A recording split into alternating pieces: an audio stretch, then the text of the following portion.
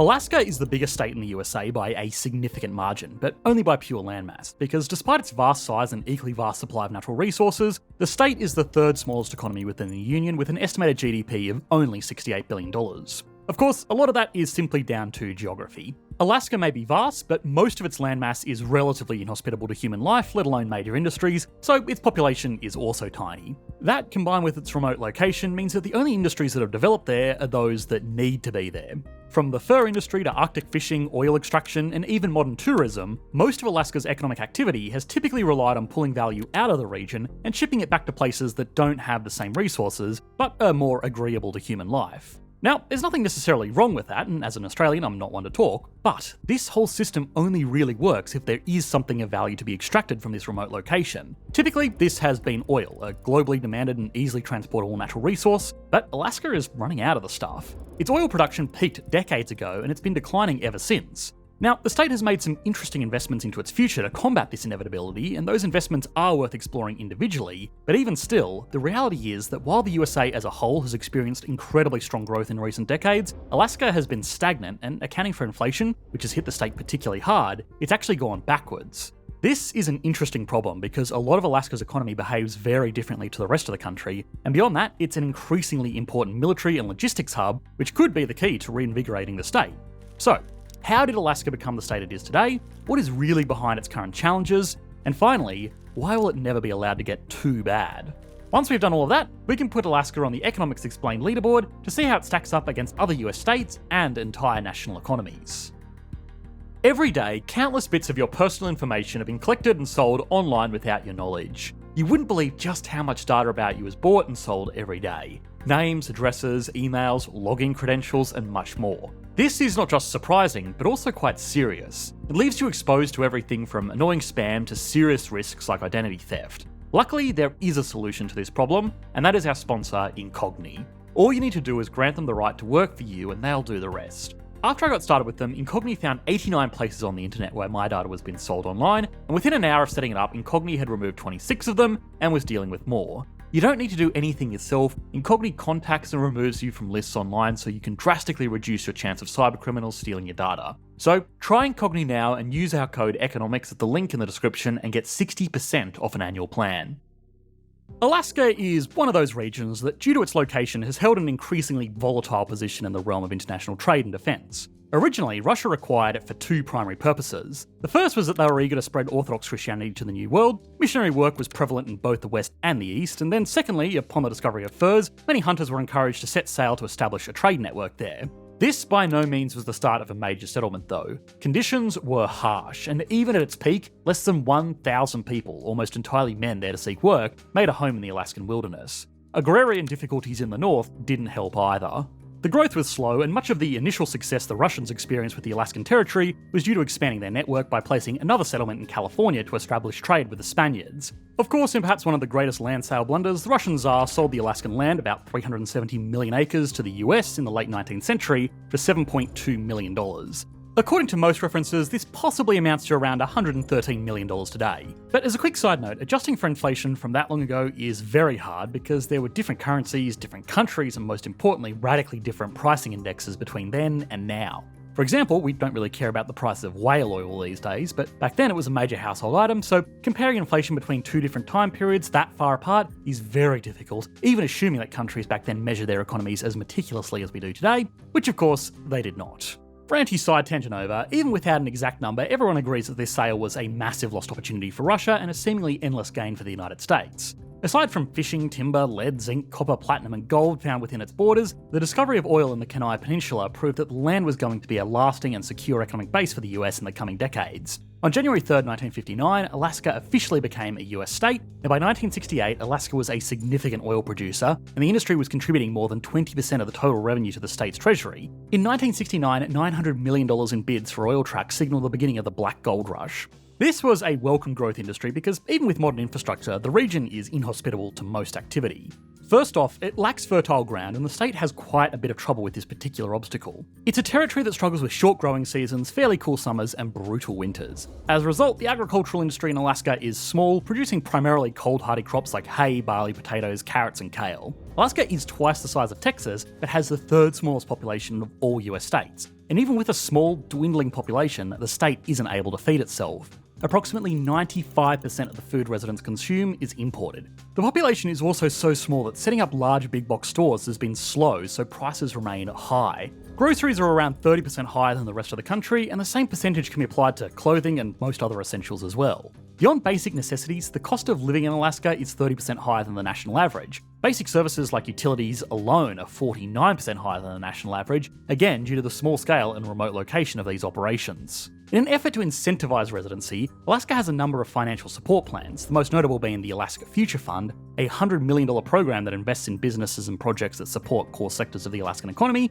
including but not limited to natural resources, transportation and infrastructure, to grow the Alaskan economy and foster the next generation of private market opportunities in the state. That is the hope anyway. It is a major financial resource, but it's only a small component of a much larger financial apparatus that Alaska has set up for itself. The Future Fund is just one component of the Alaska Permanent Fund, which was created by the Alaskan government in 1950. It's the largest and one of the oldest sovereign wealth funds in the United States. Alaska has massive oil reserves that continue to bring in billions of dollars of tax revenue. A portion of this revenue, as well as the revenue garnered from other mining projects, is deposited each year and invested into a diversified portfolio to contribute to the growth of the fund. And as a result, the Permanent Fund has grown to over $64 billion in size. Unlike most major sovereign wealth funds around the world, earnings from this investment pool are paid out directly to Alaskan citizens. These payments typically range from $1,000 to $2,000 per person every year. For 2021, the dividend was $1,114, meaning that a family of four would receive $4,456. Of course, this has been beneficial for Alaskan natives, but it still doesn't even come close to offsetting the increased living costs. And that has given the state a sustainability problem. A lot of the industries only exist there because they are dependent on the resources of Alaska itself. Oil is the obvious one, but there are other arguably even more essential industries that can only be conducted in Alaska thanks to its unique global position. With over 3 million lakes, 12,000 rivers, 6,640 miles of coastline, and 47,300 miles of estimated tidal shoreline, Alaska is the seafood pantry of the United States, and even that is a bit of an understatement. In 2021 and 2022, Alaska was responsible for producing more seafood than every other state and territory in the USA combined. Additionally, if Alaska was its own independent nation, this single state would rank number 9 on the list of global wild seafood producers. Chief amongst these seafood products are salmon and crab, both separately accounting for 9% of the global market. But the fishing industry isn't the only thing attracted to Alaska's remote location. Back in 1935, General Billy Mitchell went on to say during a testimony before Congress that Alaska is the most strategic place on Earth.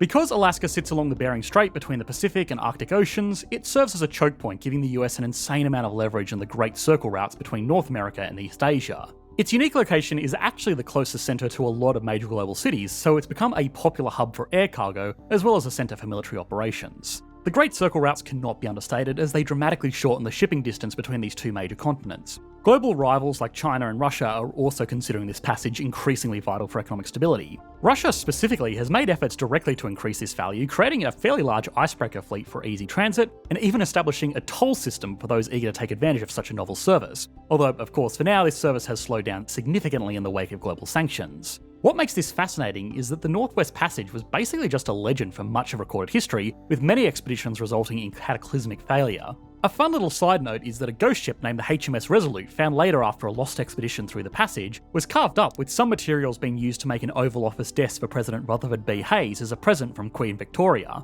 But with major technological advancements in ship design and a little bit of help from melting ice caps, regular shipping and travel is now possible during warmer months. And with an increase of accessibility, tensions amongst nations bordering the Atlantic have begun to rise, and with it, renewed interest in national security investments in Alaska.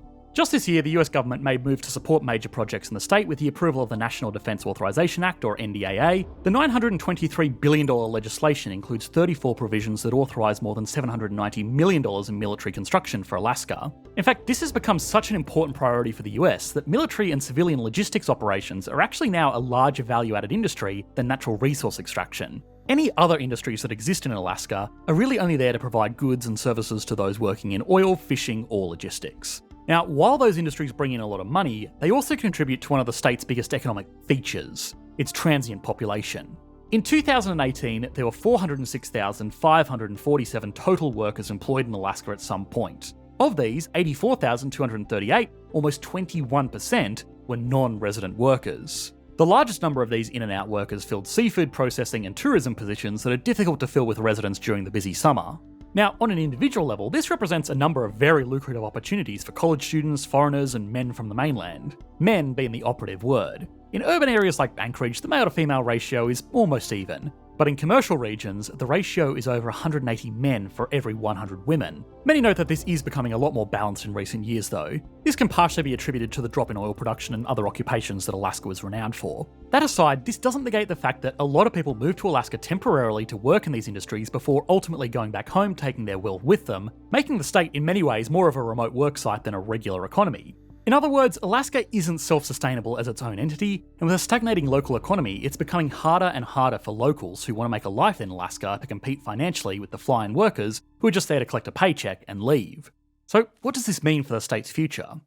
Of course, nobody can predict the future, least of all economists, but there are significant developments worth noting that will affect Alaska and the way it's utilised both domestically and abroad. Organisations like the EPA have highlighted that there are changes in the Alaskan climate. Over the last 60 years, a majority of the state has experienced a rise in temperatures, with an annual increase of over 3 freedom degrees on average and 6 degrees during the winter.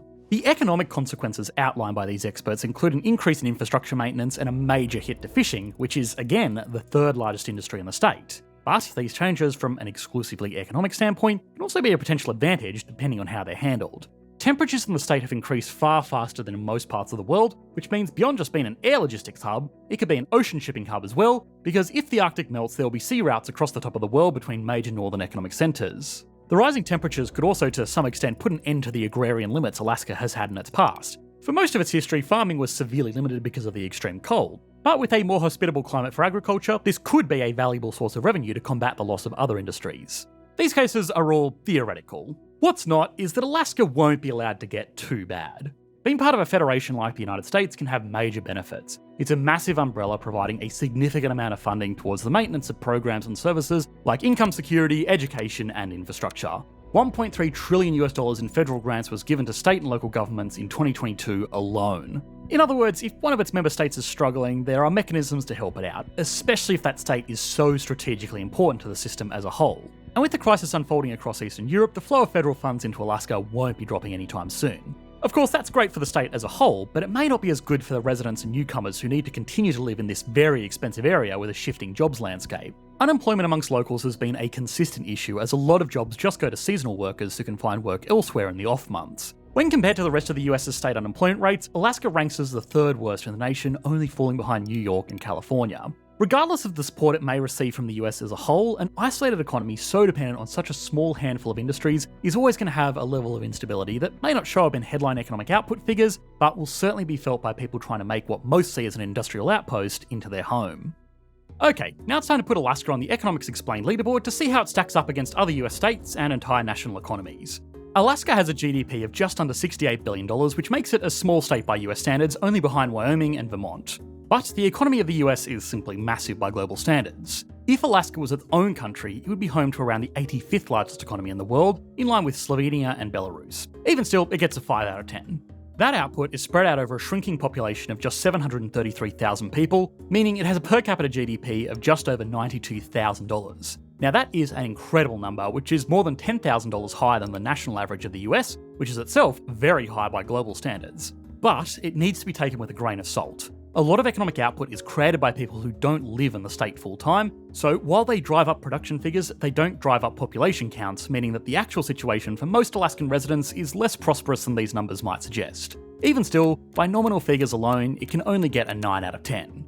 Stability and confidence is, as per usual, helped massively by being a US state, and a strategically important one at that. No matter how bad things get, the US has systems that automatically provide support to individual states. Even still, with an over-reliance on just a small handful of industries and genuinely serious problems with affordability, it gets an 8 out of 10. Growth has been mostly stagnant, which is not unusual for advanced economies around the world over the last decade, but is unusual for a US state since the country as a whole has grown massively in the same time. A shrinking natural resource sector and a shrinking population means that it's hit an upper limit on what it can produce until the dynamics of the state radically change. It gets a 5 out of 10 because it's still growing, just not very quickly.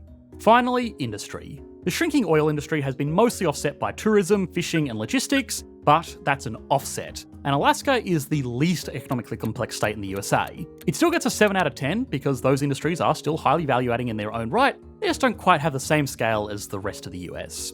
Altogether, that gives Alaska an average score of 6.8 out of 10, putting it into equal last place on the state leaderboard so far, but still up here on the national leaderboard. If you want to see how California topped this list, even with its own very long list of real problems, you should be able to click that video on your screen now. Thanks for watching, mate. Bye.